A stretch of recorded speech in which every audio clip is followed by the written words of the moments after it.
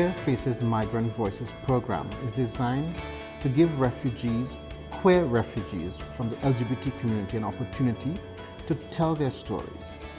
But you see, the thing is, everybody's telling the story, but what makes Queer Faces Migrant Voices different, it is almost a training program.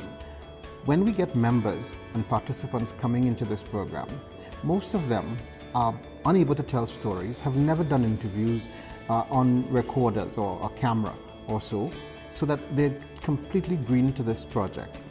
We train them from the very beginning. How do you even write a story? What's the purpose? How do you tell that story?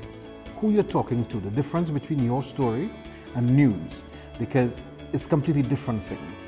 So that's one of the first mandates we have for the Queer Faces Migrant Voices, to ensure that the participants understand that yes, this is your life, this is your story, but we help you frame how you tell that story so that the listener at the end of the day who listens to the story can feel it.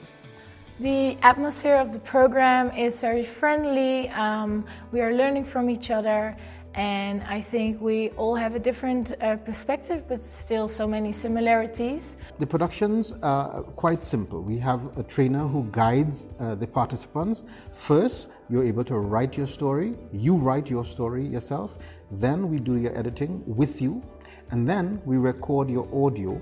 Each participant does that, and then we have editing and final production. Each participant have been able to produce their life story, and that is available on our website or podcast, etc. And listeners can get an opportunity to hear this. Earlier we spoke about the need for these stories to become examples, to become almost like inspiration, motivation to people. So it is going to give different things to different people. It's been very, very, very interactive and thoughtful. I want to thank also the colleagues I've been studying with and working with. They have been very, very supportive as well. How important is this project to a person like me from Africa and maybe seeking asylum in a country like Germany? We have stories, everyone has a story to tell, but how best do you tell your story?